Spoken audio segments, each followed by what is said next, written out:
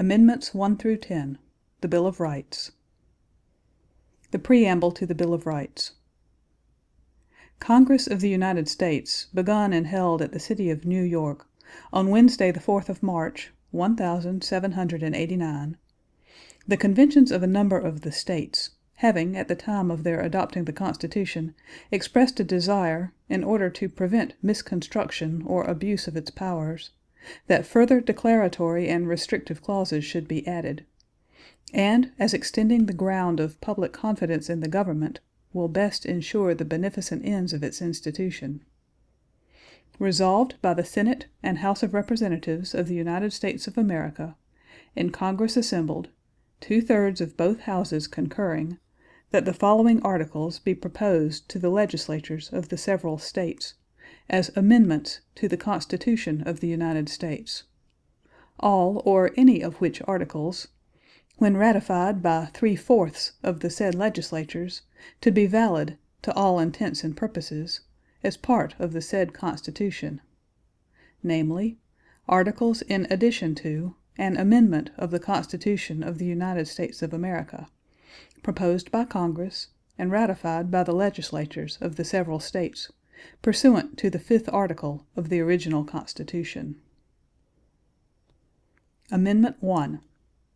Congress shall make no law respecting an establishment of religion, or prohibiting the free exercise thereof, or abridging the freedom of speech, or of the press, or the right of the people peaceably to assemble, and to petition the government for a redress of grievances. Amendment 2. A well-regulated militia being necessary to the security of a free state, the right of the people to keep and bear arms shall not be infringed. Amendment 3. No soldier shall, in time of peace, be quartered in any house without the consent of the owner, nor in time of war, but in a manner to be prescribed by law.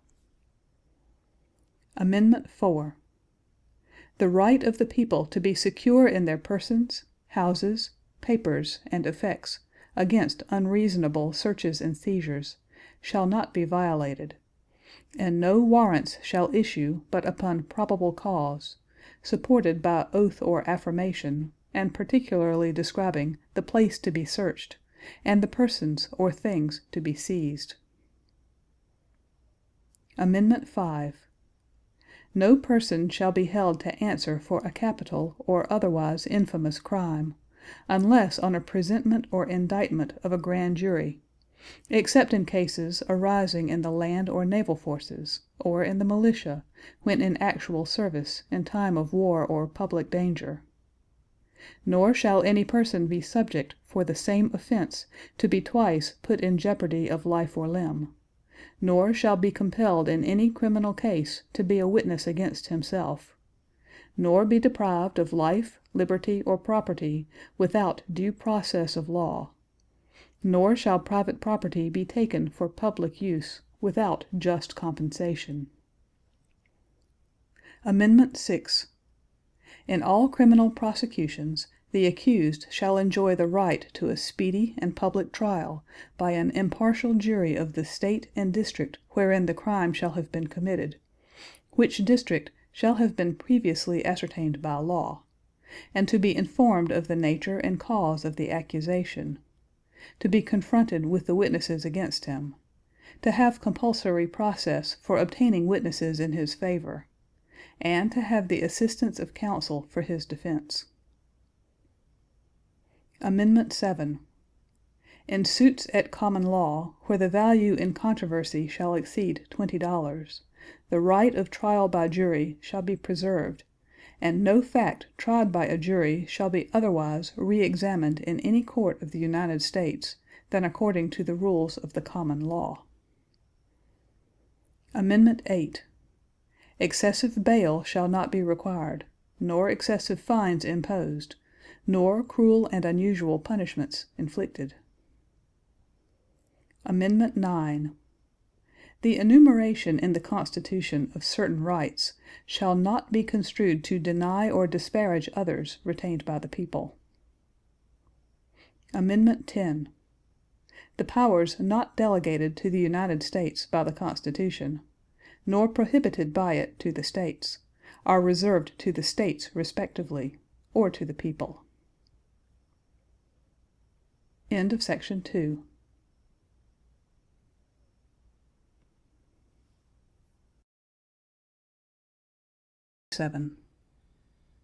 Amendment 11. The judicial power of the United States shall not be construed to extend to any suit in law or equity commenced or prosecuted against one of the United States by citizens of another state, or by citizens or subjects of any foreign state. Amendment 12. The electors shall meet in their respective states and vote by ballot for President and Vice President, one of whom, at least, shall not be an inhabitant of the same state with themselves.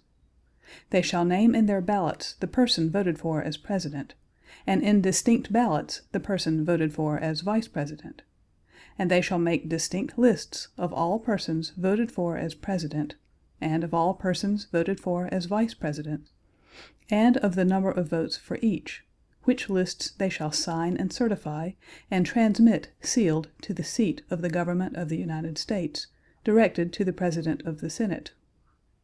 The President of the Senate shall, in the presence of the Senate and House of Representatives, open all the certificates, and the votes shall then be counted. The person having the greatest number of votes for President shall be the President, if such number be a majority of the whole number of electors appointed, and if no person have such majority, then from the persons having the highest numbers, not exceeding 3 on the list of those voted for as President, the House of Representatives shall choose immediately, by ballot, the President. But in choosing the President, the vote shall be taken by states, the representation from each state having 1 vote. A quorum for this purpose shall consist of a member or members from 2/3 of the states, and a majority of all the states shall be necessary to a choice.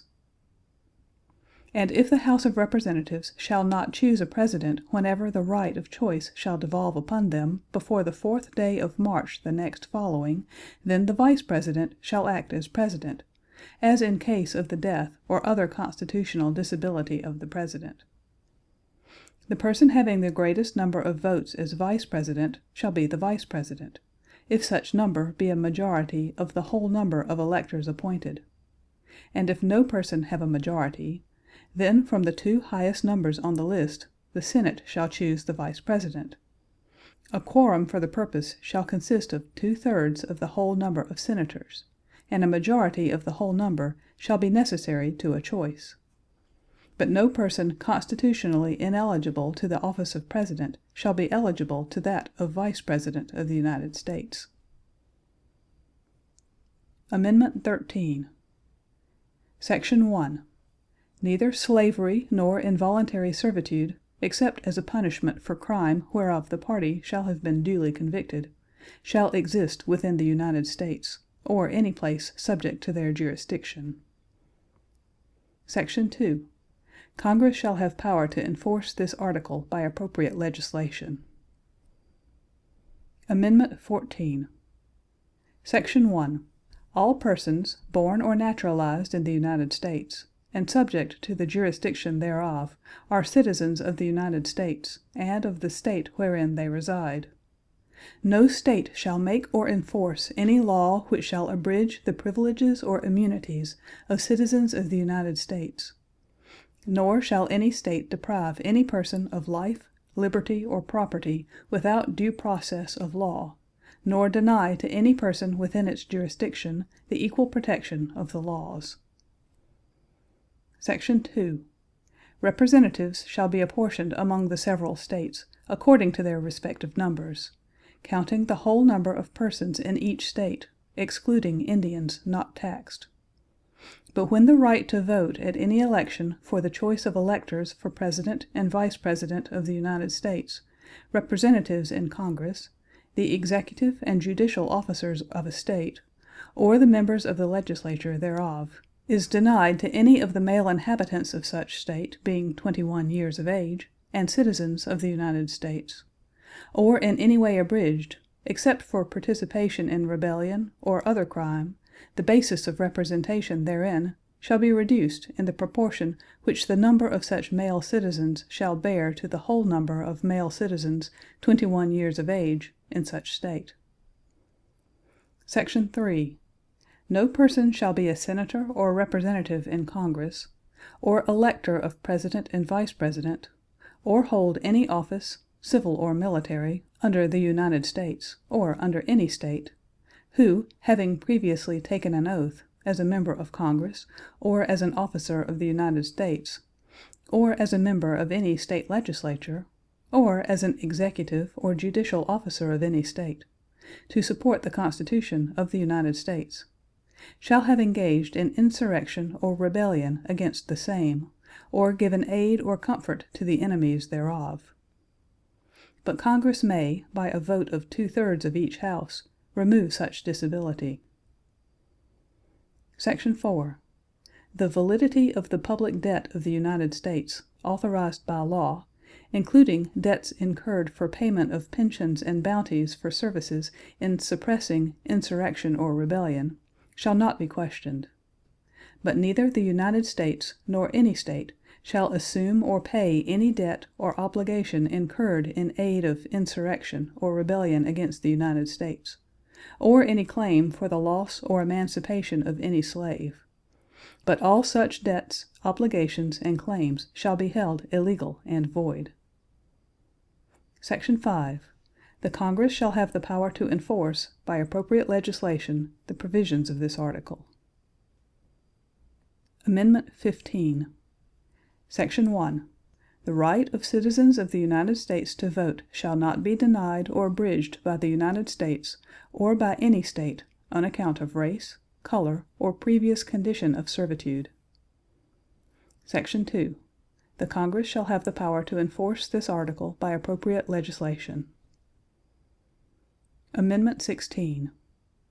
The Congress shall have power to lay and collect taxes on incomes from whatever source derived, without apportionment among the several states, and without regard to any census or enumeration. Amendment 17. The Senate of the United States shall be composed of 2 senators from each state, elected by the people thereof, for 6 years, and each senator shall have 1 vote. The electors in each state shall have the qualifications requisite for electors of the most numerous branch of the state legislatures. When vacancies happen in the representation of any state in the Senate, the executive authority of such state shall issue writs of election to fill such vacancies, provided that the legislature of any state may empower the executive thereof to make temporary appointments, until the people fill the vacancies by election, as the legislature may direct. This amendment shall not be so construed as to affect the election or term of any senator chosen before it becomes valid as part of the Constitution. Amendment 18. Section 1. After 1 year from the ratification of this article, the manufacture, sale, or transportation of intoxicating liquors within, the importation thereof into, or the exportation thereof from the United States, and all territory subject to the jurisdiction thereof, for beverage purposes, is hereby prohibited. Section 2. The Congress and the several states shall have concurrent power to enforce this article by appropriate legislation. Section 3. This article shall be inoperative unless it shall have been ratified as an amendment to the Constitution by the legislatures of the several states, as provided in the Constitution, within 7 years from the date of the submission hereof to the states by the Congress. Amendment 19. The right of citizens of the United States to vote shall not be denied or abridged by the United States or by any state on account of sex. Congress shall have power to enforce this article by appropriate legislation. Amendment 20. Section 1. The terms of the President and the Vice President shall end at noon on the 20th day of January, and the terms of Senators and Representatives at noon on the 3rd day of January, of the years in which such terms would have ended if this article had not been ratified, and the terms of their successors shall then begin. Section 2. The Congress shall assemble at least once in every year, and such meeting shall begin at noon on the 3rd day of January, unless they shall, by law, appoint a different day. Section 3. If, at the time fixed for the beginning of the term of the President-elect shall have died, the Vice President-elect shall become President. If a President shall not have been chosen before the time fixed for the beginning of his term, or if the President-elect shall have failed to qualify, then the Vice President-elect shall act as President until a President shall have qualified, and the Congress may, by law, provide for the case wherein neither a President-elect nor a Vice President-elect shall have qualified, declaring who shall then act as President, or the manner in which one who is to act shall be selected, and such person shall act accordingly until a President or Vice President shall have qualified. Section 4. The Congress may, by law, provide for the case of the death of any of the persons from whom the House of Representatives may choose a President, whenever the right of choice shall have devolved upon them, and for the case of the death of any of the persons from whom the Senate may choose a Vice President, whenever the right of choice shall have devolved upon them. Section 5. Sections 1 and 2 shall take effect on the 15th day of October following the ratification of this article. Section 6. This article shall be inoperative unless it shall have been ratified as an amendment to the Constitution by the legislatures of 3/4 of the several States within 7 years from the date of its submission. Amendment 21. Section 1. The 18th article of amendment to the Constitution of the United States is hereby repealed. Section 2. The transportation or importation into any state, territory, or possession of the United States for delivery or use therein of intoxicating liquors, in violation of the laws thereof, is hereby prohibited. Section 3. This article shall be inoperative unless it shall have been ratified as an amendment to the Constitution by conventions in the several States, as provided in the Constitution, within 7 years from the date of the submission hereof to the States by the Congress. Amendment 22. Section 1. No person shall be elected to the office of the President more than twice, and no person who has held the office of President, or acted as President, for more than 2 years of a term to which some other person was elected President, shall be elected to the office of the President more than once. But this article shall not apply to any person holding the office of President when this article was proposed by the Congress, and shall not prevent any person who may be holding the office of President, or acting as President, during the term within which this article becomes operative, from holding the office of President, or acting as President during the remainder of such term. Section 2. This article shall be inoperative unless it shall have been ratified as an amendment to the Constitution by the legislatures of 3/4 of the several States within 7 years from the date of its submission to the States by the Congress. Amendment 23. Section 1. The district constituting the seat of government of the United States shall appoint in such manner as the Congress may direct a number of electors of President and Vice President equal to the whole number of senators and representatives in Congress to which the district would be entitled if it were a state, but in no event more than the least populous state. They shall be in addition to those appointed by the states, but they shall be considered, for the purposes of the election of President and Vice President, to be electors appointed by a state, and they shall meet in the district and perform such duties as provided by the 12th article of amendment. Section 2. The Congress shall have power to enforce this article by appropriate legislation. Amendment 24. Section 1.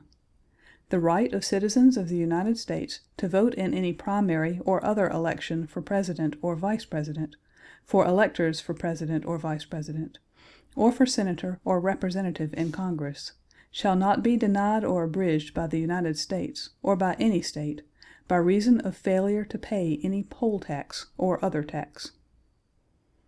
Section 2.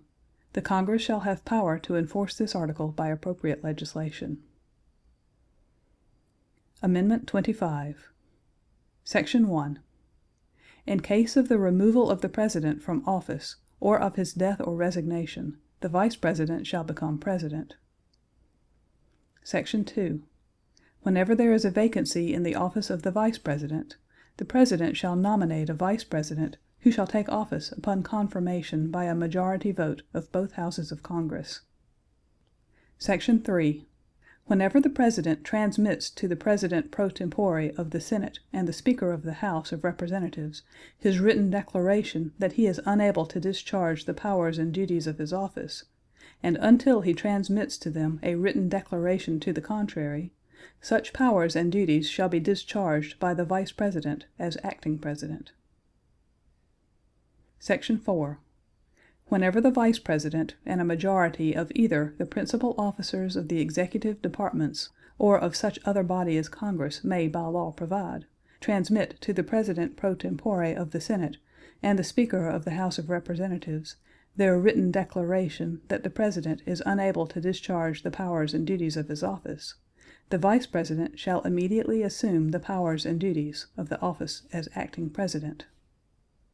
Thereafter, when the President transmits to the President pro tempore of the Senate and the Speaker of the House of Representatives his written declaration that no inability exists, he shall resume the powers and duties of his office, unless the Vice President and a majority of either the principal officers of the executive department or of such other body as Congress may by law provide, transmit within 4 days to the President pro tempore of the Senate and the Speaker of the House of Representatives their written declaration that the President is unable to discharge the powers and duties of his office. Thereupon Congress shall decide the issue, assembling within 48 hours for that purpose, if not in session. If the Congress, within 21 days after receipt of the latter written declaration, or if Congress is not in session, within 21 days after Congress is required to assemble, determines by 2/3 vote of both houses that the President is unable to discharge the powers and duties of his office, the Vice President shall continue to discharge the same as acting President. Otherwise, the President shall resume the powers and duties of his office. Amendment 26. Section 1. The right of citizens of the United States who are 18 years of age or older to vote shall not be denied or abridged by the United States or by any state on account of age. Section 2. The Congress shall have power to enforce this article by appropriate legislation. Amendment 27. No law varying the compensation for the services of the Senators and Representatives shall take effect until an election of representatives shall have intervened. End of Section 3. This concludes the United States Constitution and Amendments.